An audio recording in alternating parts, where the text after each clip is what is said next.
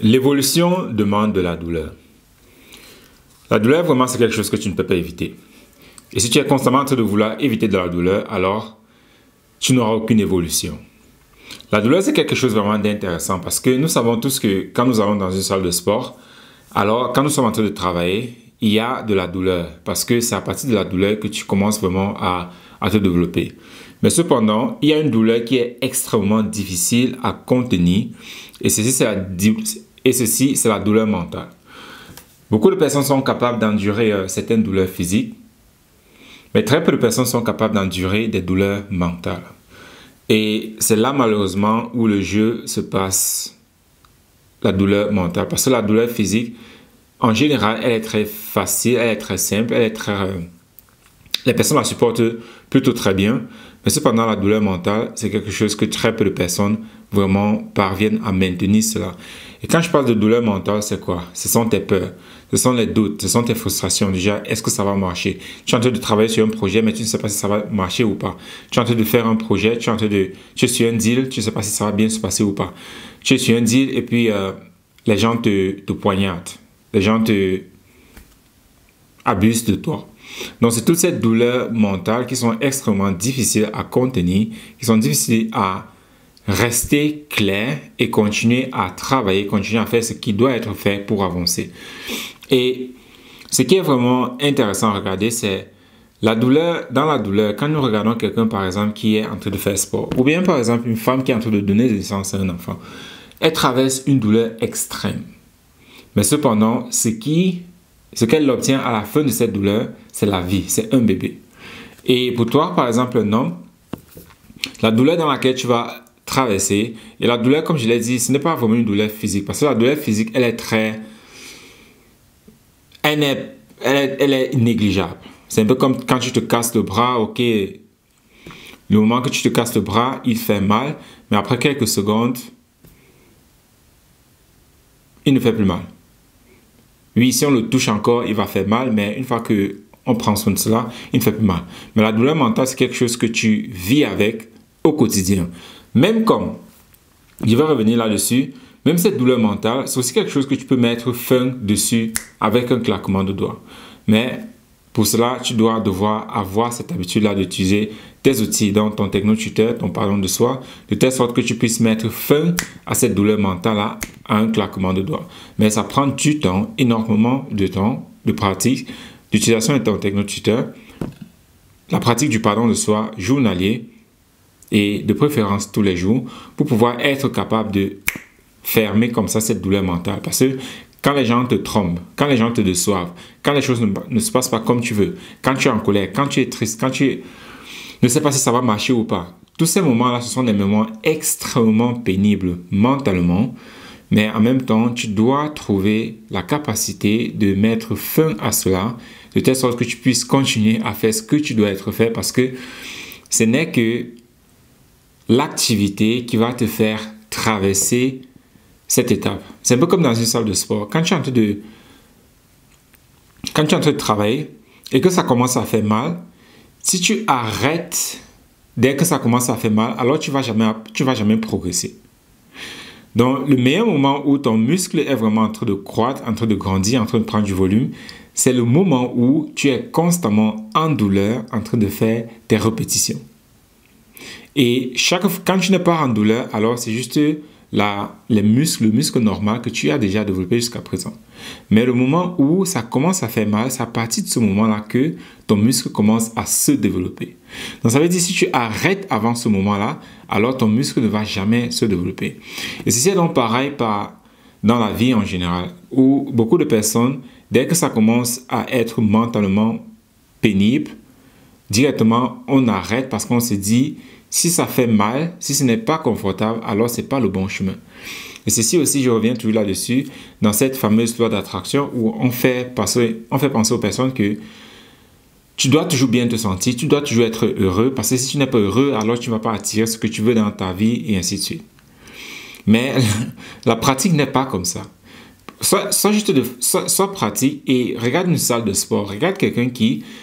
Parce que ce que je viens de t'expliquer, comment est-ce qu'un muscle se développe, c'est prouvable. Tu peux prouver cela.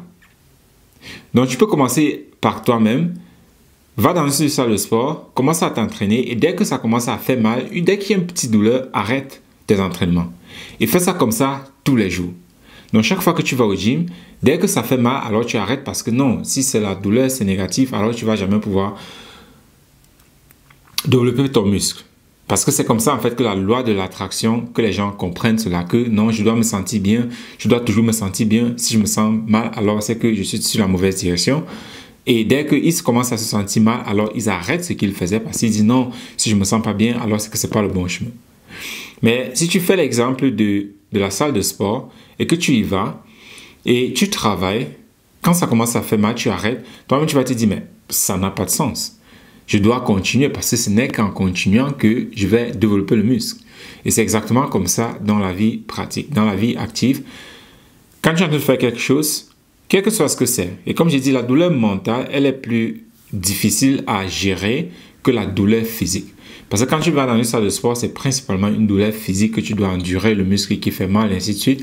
Mais une douleur mentale où on t'a poignardé dans le dos, ton partenaire t'a laissé, on t'a trompé dans une affaire, tu as travaillé sur un projet pendant, c'est pas 1 an, 2 ans, 3 ans, et tu te rends compte que tout est à recommencer. Donc, ce sont ces douleurs mentales qui sont extrêmement pénibles et parfois, majoritairement, extrêmement difficiles à gérer.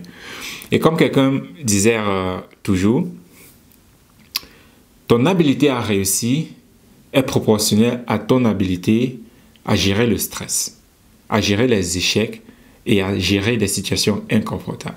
Parce que constamment progresser, c'est constamment se mettre dans des situations inconfortables. Et comme Steve Harvey l'a dit, es-tu confortable dans des situations inconfortables? Tu dois apprendre à devenir confortable dans des situations inconfortables. Et c'est ça la clé en fait de comment continuer d'avancer même quand les choses ne vont pas bien. Parce qu'en général, les choses ne seront pas toujours bien.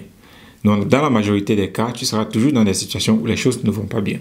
Et quel est ton aspect mental à être serein, à être clair, à gérer cette peine mentale que tu vas traverser pour arriver où est-ce que tu vas arriver. Parce que comme je le dis, si tu n'es pas capable de gérer cette douleur mentale, alors ce sera difficile. Et pourquoi est-ce que certaines personnes sont très nulles en gestion du stress? Parce que, comme nous l'avons dit tout à l'heure, plus tu réussis, plus tu veux réussir, plus tu dois gérer le stress. Parce que travailler de longues heures, c'est stressant. Comment est-ce que tu gères ce stress-là? Si tu veux vraiment être un meilleur parent, c'est stressant. Un meilleur parent, ne pas battre ses enfants, être là pour ses enfants, vraiment donner la meilleure éducation à ses enfants, c'est stressant, c'est compliqué. Alors, comment faire cela? Quel qu'en soit qui est-ce que tu veux être? Tu veux devenir vraiment un meilleur partenaire pour ta conjointe, ou bien toi, la conjointe, tu veux devenir un meilleur partenaire pour ton homme, c'est stressant. Tu dois constamment travailler et évoluer. Mais si tu n'es pas capable de gérer ce stress, alors tu ne vas pas avancer, tu ne vas pas évoluer. Donc, ce qui fait que plus tu veux avancer, plus tu veux évoluer, plus tu auras de stress à gérer. Et si ton habileté de gestion de stress n'est donc pas développée, n'est pas travaillée, alors tu ne vas pas aller loin parce que moins de stress, moins de situations stressantes va directement te mettre dans une situation inconfortable et par conséquent, tu vas abandonner parce que tu vas te dire « Ah non, c'est pas pour moi, ah, ça marche pas pour moi ». Tu vas commencer donc en fait à créer toutes sortes d'excuses de pourquoi est-ce que cela n'est pas pour toi, pourquoi est-ce que ça n'avance pas et par conséquent, rien ne va plus avancer. Donc, c'est vraiment un aspect extrêmement clé en ce qui concerne la réussite, le succès, la vie, de quel est ton niveau de gestion de stress. Parce que si tu ne te permets pas d'entrer dans ces situations de stress, dans ces situations difficiles, alors tu es en train de faire du surplace. Et si tu penses que, comme on dit dans la loi d'attraction, que cela doit toujours être beau, cela doit toujours être la land, cela doit toujours être rainbow, alors il y a un problème, il y a quelque chose qui ne va pas. Et par conséquent, rien ne va avancer. Donc, si nous revenons là-dessus, je dis, plus tu vas avancer, plus tu auras de stress à gérer. Et si tu n'es pas capable de gérer de stress, alors tu ne vas pas avancer. Pourquoi est-ce que certaines personnes sont capables de gérer plus de stress que d'autres? Ta fondation, ton vocabulaire, ta programmation. Tu peux voir ça comme ça. Nous parlons énormément du vocabulaire de fondation. Imagine quelqu'un qui a une fondation qui a été faite au départ pour gérer un bâtiment à 2 niveaux. Voilà son niveau de fondation qui a été posé. Et une autre personne, sa fondation a été posée comme celle du Burj Khalifa. Donc on a vraiment pris de la peine, on a creusé plus de 30 mètres sous le sol pour établir et poser une fondation. Et imagine-toi donc qu'on veut poser ce bâtiment-là, ce monument, le Burj Khalifa, on veut le poser sur cette fondation qui a été faite pour un appartement, un immeuble de 2 étages. De toi à moi, qu'est-ce qui va se passer? Là, il ne faut même pas être un ingénieur pour savoir ce qui va se passer. Le bâtiment, le monument ne va pas tenir, il va directement s'écrouler. Et c'est ça, en fait, qui fait la différence entre des personnes qui sont capables de gérer plus de stress que d'autres personnes. Ils ont une meilleure fondation, ils ont un meilleur vocabulaire. Et ton vocabulaire, c'est ta capacité à interpréter les choses. Ton vocabulaire, c'est ta capacité à voir le monde. Et plus ton vocabulaire est développé, plus tu es stable émotionnellement. Donc, ça veut dire si tu es instable émotionnellement, alors tu as un vocabulaire extrêmement faible. Voilà pourquoi tu es constamment déboussolé, instable, parce que ton vocabulaire / ta fondation n'a pas été bien posée. Voilà pourquoi certaines personnes ont tout simplement de l'avantage que d'autres personnes. Donc, des personnes qui ont grandi dans la famille où on leur a aidé à développer un bon vocabulaire de base ont tout simplement un avantage sur toi que tu ne vas jamais sûrement rattraper. Un enfant, par exemple, d'un millionnaire ou bien milliardaire, même s'il ne va pas à l'école, il aura une certaine fondation que toi, tu n'auras jamais. Parce qu'il a un certain vocabulaire de base primaire que toi, tu n'auras jamais. Un enfant, par exemple, qui est dans une famille millionnaire où le parent, même si le papa ne le fait pas, même si le papa ne prend pas un temps pour parler à son enfant de son business, le fait que l'enfant est constamment autour de la maison et que le parent utilise ce vocabulaire au quotidien parce que c'est ça son monde, l'enfant développe d'office un vocabulaire de base qui dépasse le tien, qui n'a pas grandi dans une situation pareille. Voilà pourquoi certaines personnes ont déjà un avantage sur d'autres personnes. Et même si cette personne-là est nulle à l'école, dans la vie en général, tu vas voir que l'aspect financier, cette personne-là, elle est capable de créer de l'argent, elle est capable de maintenir, de vivre le stress financier. Pourquoi? Parce qu'elle a ce vocabulaire primaire. Donc, pour toi qui n'as pas eu cette chance-là, alors tu dois devoir faire quelque chose là-dessus.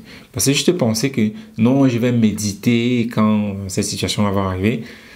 Déjà, tu ne vas jamais arriver dans cette situation-là si tu n'es pas de façon active en train de changer ton vocabulaire. Mais la méditation, bon.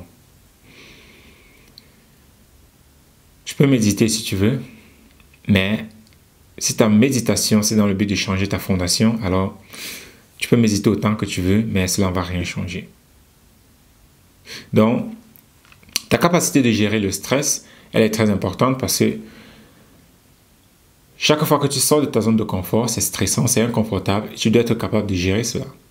Et si tu n'es pas capable de gérer cela, alors tu ne vas pas avancer. Et si tu penses que cela doit se sentir bien avant que tu le fasses, pareil, tu ne vas pas avancer. Donc, le secret ici, vraiment, c'est augmenter ta fondation de telle sorte que tu sois capable de mieux gérer le stress et les situations inconfortables parce que ta vie, plus de 99% de ta vie, sera dans des situations inconfortables. Du moins, si tu veux vraiment avoir une meilleure vie. Pas juste être un esclave dans un système.